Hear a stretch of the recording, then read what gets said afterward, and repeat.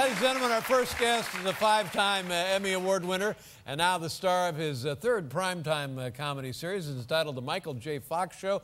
You can see it Thursdays at 9:30 on another network.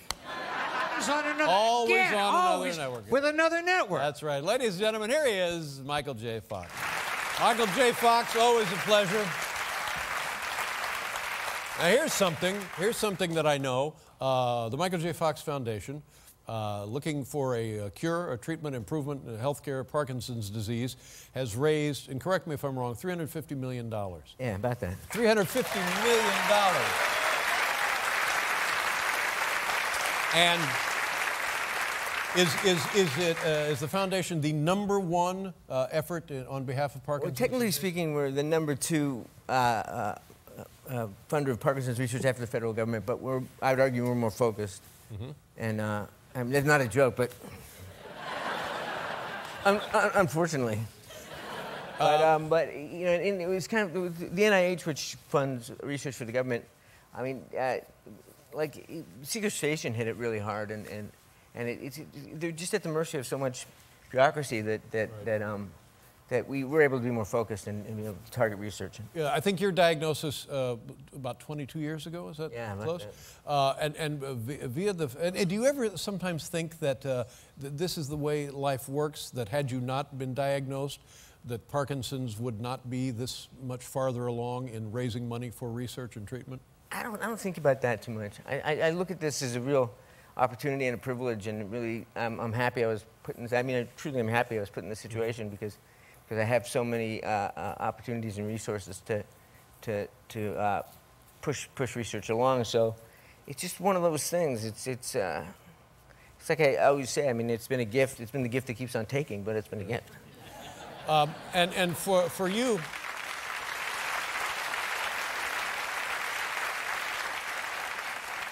How has the money that you've raised, and as I understand it, the thing that's unusual about your foundation is you take this money and you give it to drug companies, and they then spend it on research to find ways to cure and treat. One of the strategies we use. We do all kinds of things. We do a real scattershot approach and have a wide portfolio of things we fund. But one of the things we fund is we de-risk for major drug companies, because you might think, well, multi-billion-dollar drug company, what do they need help for? But they only need help if they only don't need help if they're working on your stuff. Mm-hmm. So you want them to get out to work on your stuff to explore compounds that may be beneficial to your situation. So we'll de-risk. We'll say, if you work on this compound, we'll give you $3 million. We'll give you $5 million. And then the only thing is, when you find something, you have to push it along and share it. Right. So give us an idea, some examples of people from 22 years ago when you were diagnosed, after that have been diagnosed, people diagnosed with it after that period of time. How are things better or different for them because of your efforts? Well, I think that we're still working on a lot of things where products that are coming into the pipeline now are things that can help use drugs that exist now more efficaciously and to get the most benefit out of them. And then also we're finding ways to deal with the side effects of Parkinson's, like dyskinesia, which happens from the medication. So we're hitting a lot of quality of life things. We've done a lot of research on exercise and finding that that's beneficial. The big things like gene therapy, we've had drugs that we funded that have gone to clinical trials, and unfortunately haven't panned out. But one of the things you learn in science is if you fail, you succeed because you've learned something new. We got a lot of pans on the fire. When you say dyskinesia, is that the symptom of Parkinson's? No, the symptom of Parkinson's is tremor going to freezing. Everything from tremor to freezing, but dyskinesia is that kind of that Axl Rose thing you get going. when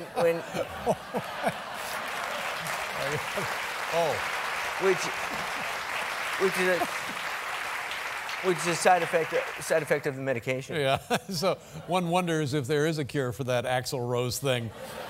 We're trying to find ways to, for example, if we can find a way to get the medication, the existing medication, to not cause dyskinesia, to enter your bloodstream slowly and gradually in a time-release way. We can do that with where they're talking about working on a spray that you can spray the medication and reduce off times when it's not working.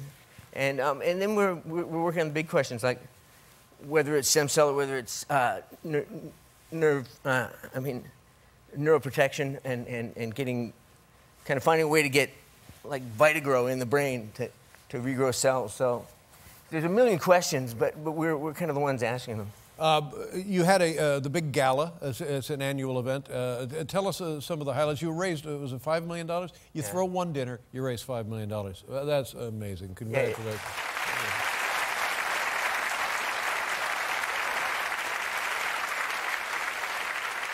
It all depends on who you get to come to the dinner.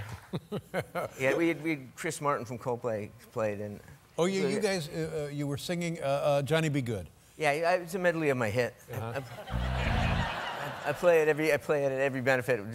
Whoever's there, Elvis Costello, The Who, whoever comes to the benefit. But this year was Chris Martin. He was fantastic. He's really good. And I played Yellow with him, which was really cool. The story about the who's the guy who ran the marathon? I think he ran it last year. This is his second marathon. His fourth marathon. The guy named Mike Kelly, who has Parkinson's and is a great guy. And I live on the route, the marathon route. And in fact, I have a real connection to it because I remember after 9/11, my daughter was born, who just turned 12 on marathon day, and she was born right after 9/11. And I remember holding her at the window and watching the marathon go by and thinking the city is back, the city's going to be okay. So I've had a real connection with the marathon. So when it goes by my building, we have a lot of Team Fox. It's a group that organizes the runners that run for us. The Team Fox people meet on our block, and we cheer everybody as they go by, and we high-five them. And Mike Kelly came by. He's in his early 60s, I think, and has Parkinson's, had it for years. But he ran the marathon, and he ran by my house, and I was so moved by him coming by that I said, next year when you run, I'll get a pass to come on to the route and run the last couple miles with you. And I mean, that scared me because I had to get in shape to run these 2 miles. and he was running the whole thing. So I got it. It happened. I mean, he came by this year, and it was kind of late, and the packet thinned out, but he was chugging along. He was walking, but he'd done 24 miles at that point, or 23 miles. And so I got in and started running with him, and it was my moment. I wanted to run. and he wanted to walk, and I said, Mike, no, this isn't. I see. It's not going to go down like that. No, it's not going to happen that way.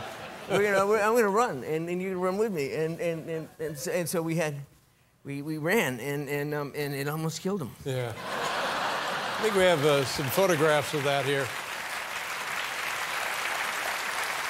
A little later in the day, huh? Yeah, it was getting around closing time. Yeah. But he did great. He's fantastic, and his family is really involved in Team Fox, and they're just great. We ran also with my trainer. I got a trainer, a strength coach to get in shape for this. Mm-hmm. And when I started to work with him, his name is Don, and I started to work with him, and he said, well, your Parkinson's, what do I have to be careful about? And I said, it's truly neurological, it's not physiological, I can do anything, you can't hurt me. Can't hurt me. And then he proceeded to hurt me. I see. Well, he hurt me big time. You don't want to say that to your trainer. Give us an idea of the kind of physical things you can do. You said you ran. I know you took up golf. You still skate. You still play hockey and that sort of thing. Now, when you're in a context where people say, oh, there's Michael J. Fox, and you do something athletic, it must surprise them, right? They must be... I think I'm faking. Yeah. Isn't it faking? No, I don't do any of those things well. I mean, it's just A for effort. Mm-hmm. But I'm a terrible golfer. I was on the cover of Golf Digest, and I'm comfortable in the fact that I'm the worst golfer that's ever been on the cover of Golf Digest. And you know, it's great. The great note when I'm golfing is people say, "Stay still over the ball," which is ridiculous. But I like golf, and like I said, I'm terrible at it. But have you ever done anything that people might have been alarmed on behalf of your welfare or their own welfare? Yeah, I mean, it's funny you should say that. I went to a retreat that was sponsored by Amazon, and a lot of people, a lot of authors and stuff, come to this retreat in New Mexico, and they have activities that you can do. and one of them was skeet shooting. So this is clay pigeons, shotguns. So I went with my son, and we lined up for skeet shooting, and the look on the faces was just precious. when I cocked and loaded a 12-gauge shotgun. Oh my! Oh my! How did you do? I did okay. I mean, I slammed it shut, and my finger danced around the trigger, and I was swinging it wildly. and then the first time, I did it again this year, and I wasn't as good. But the first time, that first year, I slammed the first pigeon. They sitting up there. Yeah. So it was just kind of like, if I'm concentrating on something, hopefully, it'll go where I point it. Yeah. But the crowd was dazzled. Yeah. What was this? From behind, protective. You had a fight with Taylor Swift. Do I have this right? No, I would have lost that. It sounds preposterous. What are the? Well, it started with my son was Mr. Golden Globe. I remember you talking about that the last time you were here. A prouder day I never had. Mr. Golden Globe. It was great, and he did a really great job. He was ushering people on and off to get their awards and presenters. Sidebar, one of his. The moment I said, "Do you enjoy it?" and he said, "Were you scared?" and he said, "The only time I was nervous was when I had to get Sylvester Stallone and Arnold Schwarzenegger off the stage." Oh, yeah. But Amy Poehler and Tina Fey were hosting, and they made a joke. They said, "Taylor Swift, stay away from Michael J. Fox's son," which was funny and funny joke. And then I was at a cocktail party a couple weeks later, and about a week later, and someone asked me about it, and said, "Would your son go out with Taylor Swift?"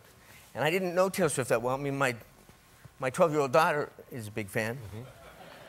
But I didn't know. I didn't know, and I said all I knew was that she wrote a song about a boyfriend she broke up with.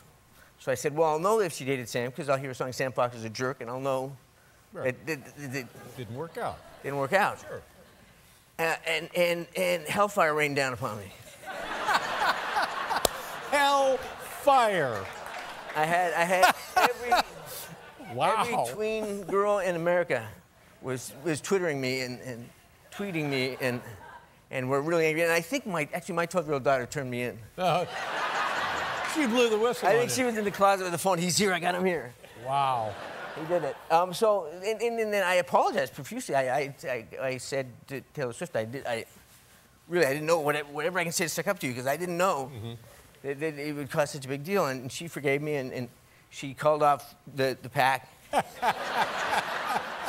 And so there's no. He's had enough, boys. I don't want. Let him up. I don't want to prolong it. I mean, it's all ended peaceably and it was great. But don't piss off Taylor Swift. No, don't do that. I forgive you. Thank you. Now, you mentioned something that sort of caught my ear. You said you attended a cocktail party. Now, do you drink alcohol? No, I don't. I haven't drank, but that's not to do with Parkinson's. That's just to do with I wasn't good at it. Oh, is that right? They took away my mug. I hung up my Stein. Yeah, I know that feeling. Tell me about the show, the Michael J. Fox Show, Thursdays at 9:30. A lot of this show is autobiographical, isn't it? Well, it's based on a guy. It's based on a guy who has Parkinson's. I mean, I can play anybody as long as they have Parkinson's. so. Yeah. So we wanted the character to be someone who had a public profile because that would relate to a lot of my stories. And so we made him a news anchor who had retired 5 years earlier, and then he was driving his family crazy at home, and his old boss implores him to go back to work, and his family's ushering him out and can't wait to see the backside of him. And so he goes back to work, and so that represents what I did. It's kind of meta, to use a word that people use these days. Yeah. And I used a lot of stories from my family. Did they know they're being exploited for purposes of the show? Yeah, in fact, I say to them, my daughter will do something, and I'll say, "Can you cute it up a little bit? Can you come up with a? I see something else. I need go away and come back to me when you get a cuter anecdote." Yeah, go rewrite the story of your day for me. I need more. Yeah. But this is great. Like there's moments right out of my family, like in the pilot. there's a scene at the end where we're all getting together for breakfast, and I'm serving eggs to my family, and I'm laboring to get and my wife goes, "No, we don't have time for personal victories, we're hungry." Oh, man. What a tough room. We don't have time for personal victories. Michael, it's always a delight to have you with us on the program, and congratulations on a life well lived. The Michael J. Fox Show, Thursdays at 9:30 on NBC. Good to see you again, my friend. Thank you very much.